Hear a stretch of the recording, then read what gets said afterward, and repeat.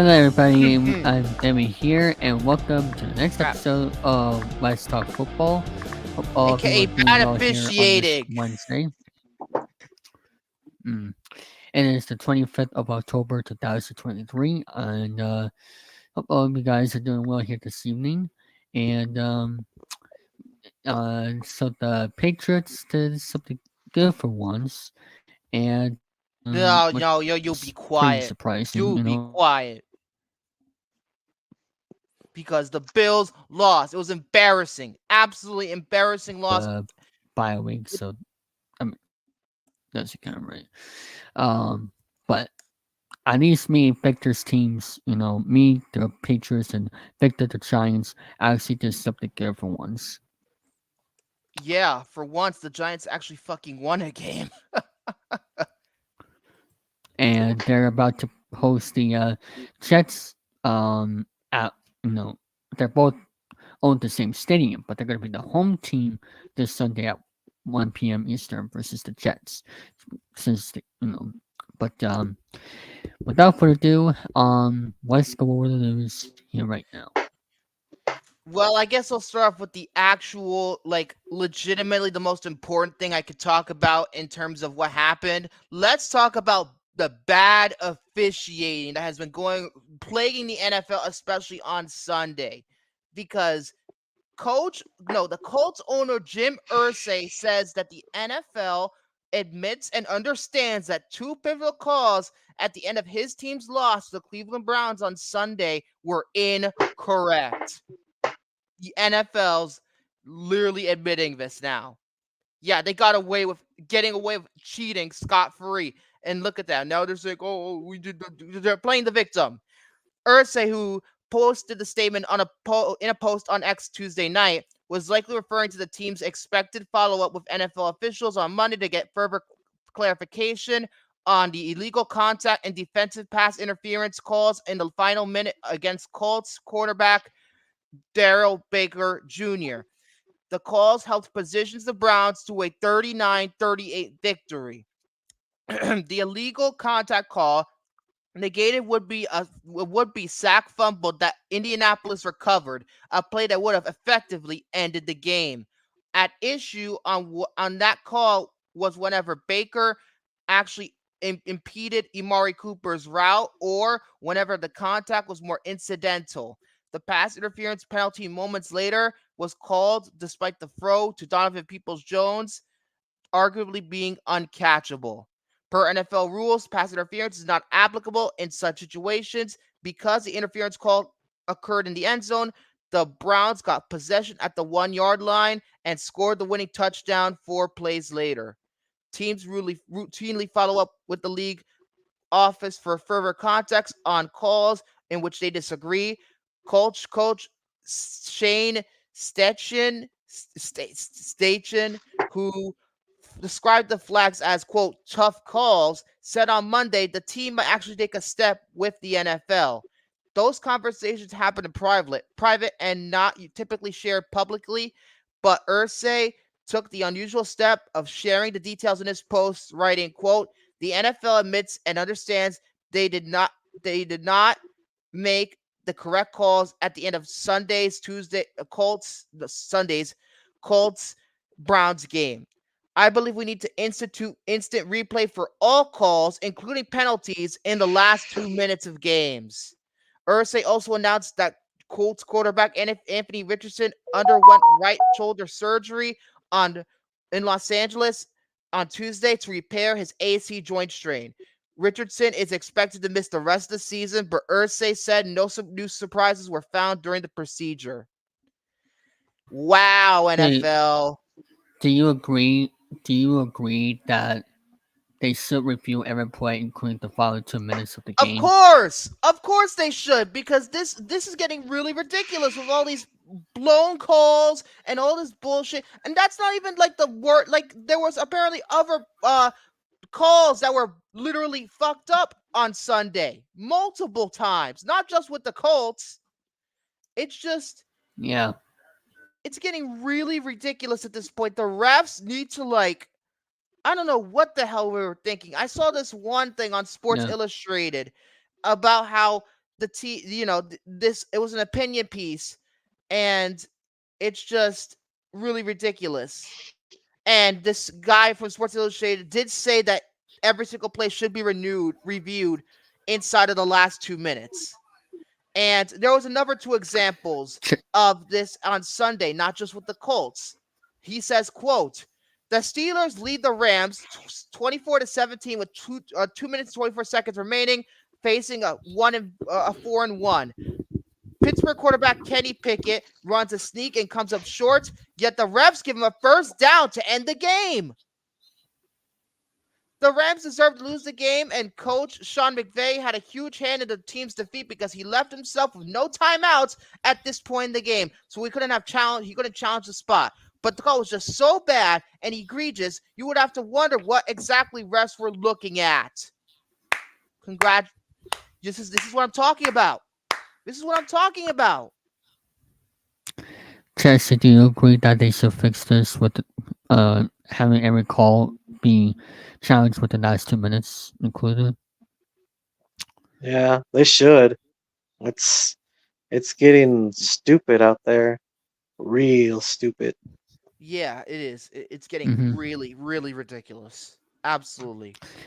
And people are suggesting that the NFL is gonna fine Jim Irsay for disclosing the information. If so, they can kiss my ass. Yeah, fine him for telling the truth. And Herbert doing well recently. Jesse missed it for the past couple weeks. By the way,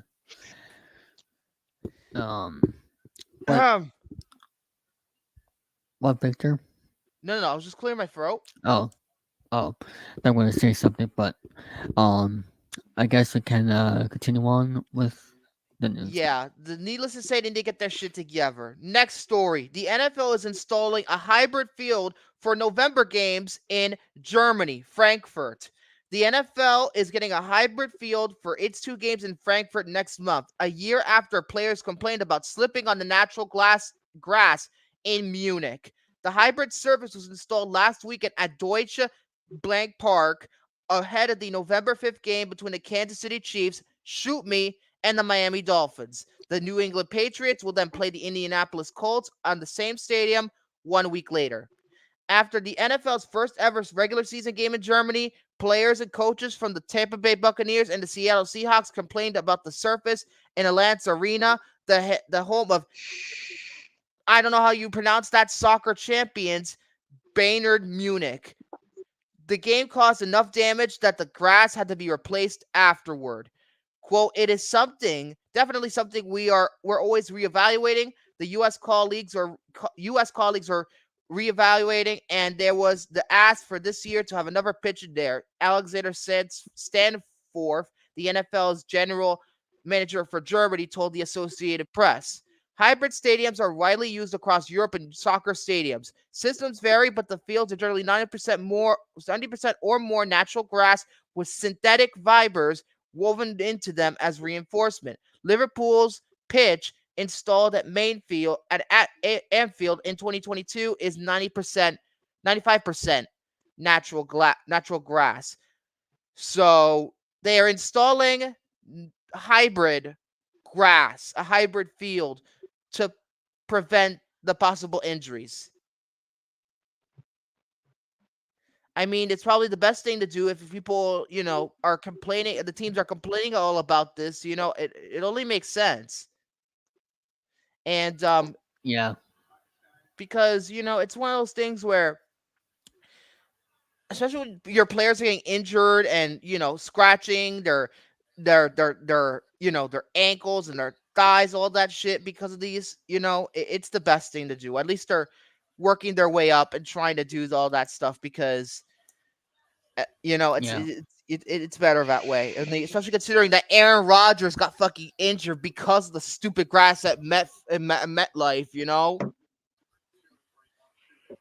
his season-ending Achilles heel is because of that. So, yeah, I figured that they made the right decision here. And, yeah, that's all I have to say. All right. Any other news? Well, I do have that the 49ers, Brock Purdy is in concussion protocol, uncertain versus the Bengals. Less than 48 hours after Uh-oh. their loss to the Minnesota Vikings on Monday night, the San Francisco 49ers had a surprise and significant addition to their injury report. Quarterback Brock Purdy. Coach Kyle Shanahan announced Wednesday afternoon that Purdy is in the NFL's concussion protocol after playing all of Monday night's game, leading backup Sam Darnold to step in at practice while Purdy recovers.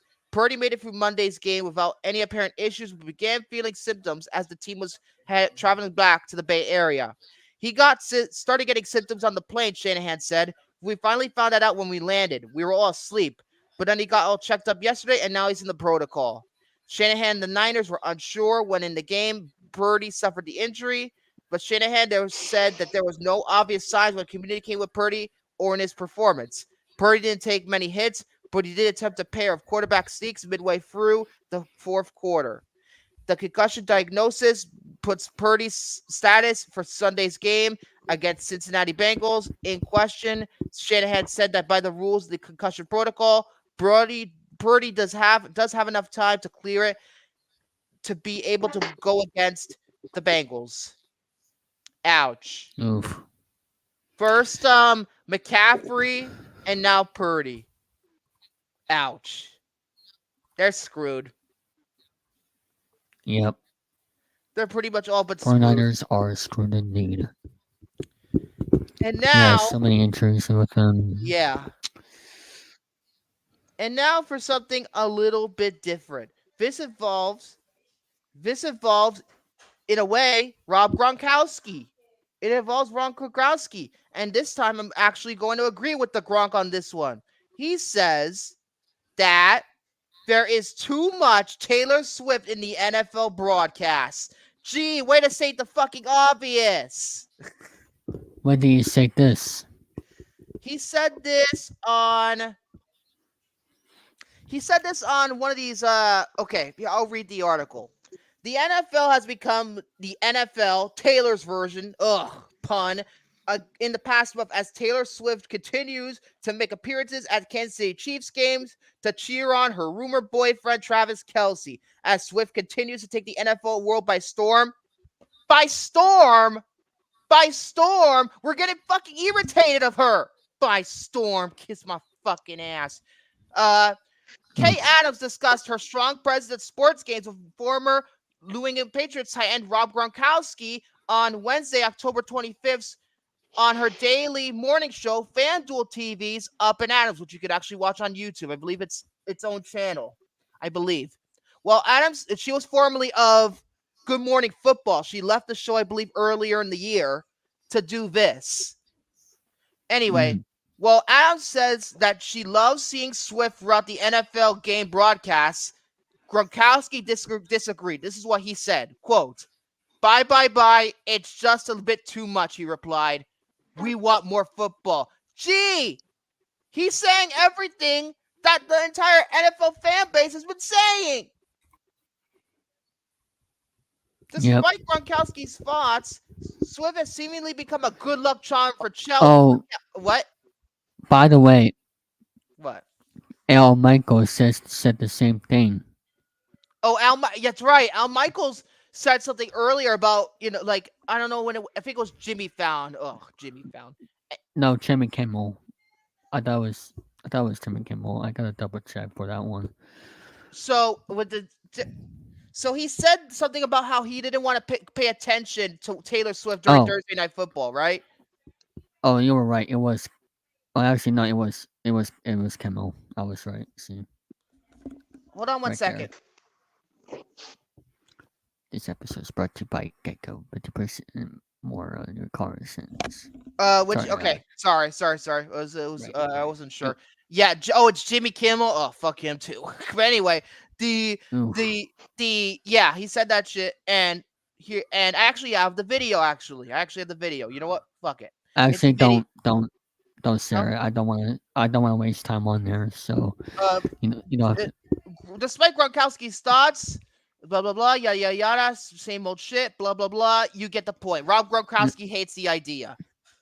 Good. You already you already uh said what it was, so you don't have to search for the video. So Yeah. No, I um wasn't. I wasn't talking about Al Michaels. I was talking about what Gronkowski said. yeah, yeah, that's what I meant. You don't have to search the video for that one. But in terms of that, yeah, I'm tired of it. Gee, I've said it for last week. I finally stopped talking about it, but of the past couple of weeks, what have I said before? She's taking this shit too far. We want to watch the game. Yeah, Oh, geez, my sisters are coming home. Sorry for the background noise. Anyway, the point, the point is that it's getting too much. It really is. It's getting too much. case the point. Oh wait, I was trying to do an impression, but never mind. Um, And that's all anyway, I got. all right. So let me go to the schedule here. Of the recap for week number 7, as this past Thursday. You can mute Victor if you want to. We have the Jaguars, 31-24 versus the Saints, as the Jaguars are on the road to beat them there. And now we go to the Sunday games. We have the Falcons 16 over the Buccaneers 13. The Bears 30 over the Raiders 12. The Browns 39 over the Colts 38. That is a very, very close game. 1 point difference right there. Um, and we have the Giants versus the Commanders. Giants 14 over the Commanders 7. We have the Ravens smacking over Yeah. the Lions Oh my 38 god, to that was like 6. the biggest surprise of the day. Literally smacked the crap out of him. Jesus. I know the Lions feeling. I've been in their, you know, 6 to feelings hard. 38. Like Jesus I Christ. I I've been there as for that blowout score too many times this season. Um, which speaking of which, the Patriots did something good for once. 29 over the Bills, 25, and then this Victor, you gotta be. I know this is your favorite team, one of your favorite teams, the Bills, but at least you gotta be happy that I actually got something good for once. Because otherwise, that would have been. Eh. Belichick needs to go. That's all I gotta say. Well, he got his 300th regular season win, so maybe after that he may retire. Um, which congratulations to him once again. And we had the Seahawks 20 over the Cardinals 10. The Steelers 24 over the Rams 17. The Chiefs over the Chargers 17. The Broncos 19 over the Packers 17. Another close one. Now we go to the Sunday night game. The Eagles 31 over the Dolphins 17. And the Monday Night Football, we have the Vikings 22 over the 49ers 17. Probably Monday Night Football is one of the best football broadcasts out there for you to watch. And now we go to week number 8 for the schedule preview. Sorry, I'm looking at the team. This is the Celtics opening night, Okay. so I gotta Oh, it's the watch it. Celtics. And yeah, it's the opening night, and the Spurs. Jesse, your Okay. turn is your team is there on tonight. Yep, we're gonna smack the Dallas Mavericks up.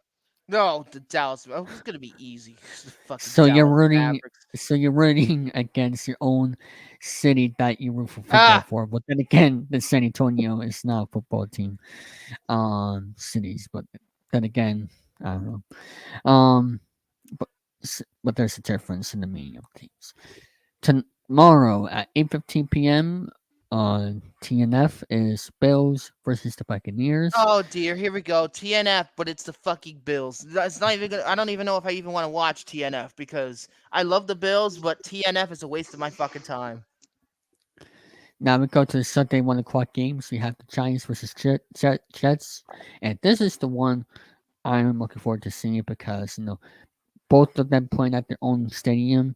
It's gonna be an interesting matchup. Just because of that, that might be one of them too. Because with that stuff, I mean, come on, it's gonna be ecstatic. That crowd is gonna be wild. So Yeah, I'm gonna agree with you on that one. I'm gonna agree with you. It's the Subway Series of the NFL. Exactly, it's the Subway. Yeah, it's exactly like that. It's exactly like the Subway Series.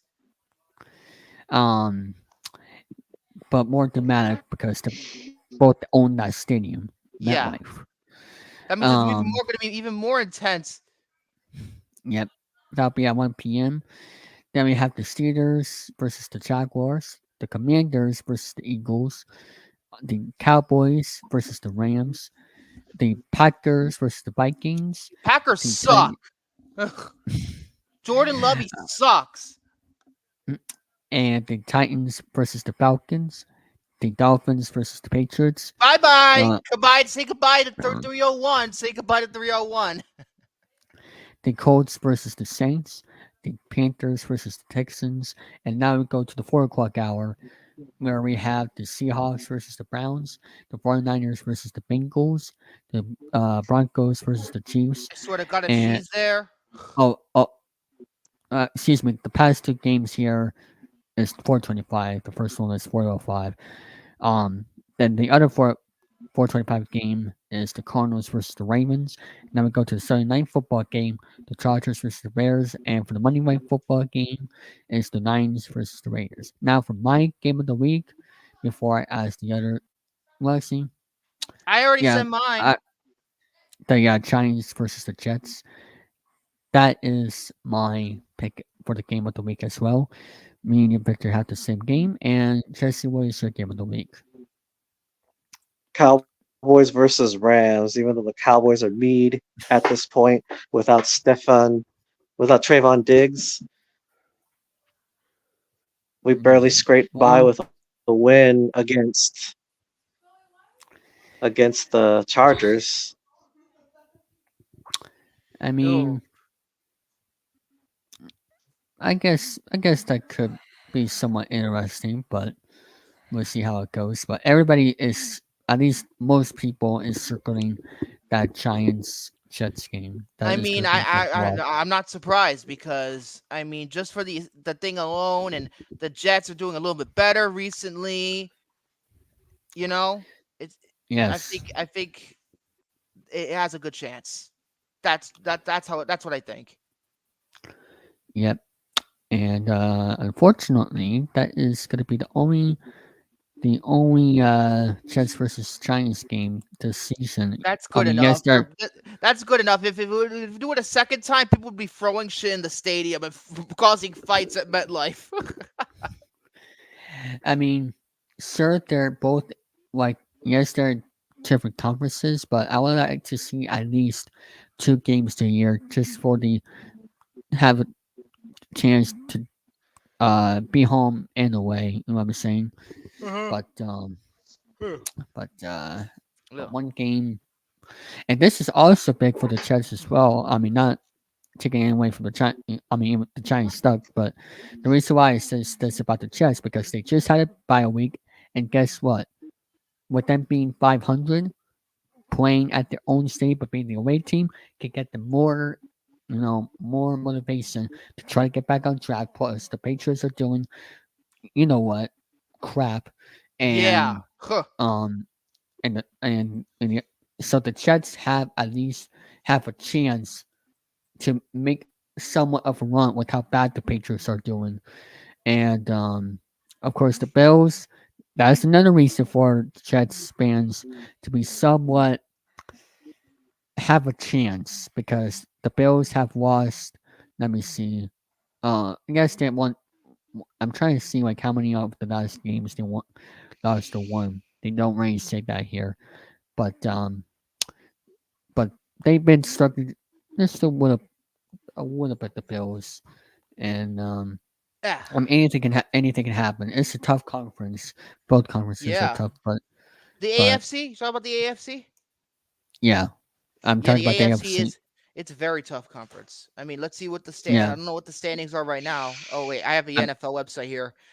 Dolphins are first, then Bills, then Jets, then Patriots for the AFC East, and then the AFC North: Ravens, Steelers, Browns, Bengals. South: Jaguars, Texans, Colts, Titans. West: Chiefs, Raiders, Chargers, Broncos.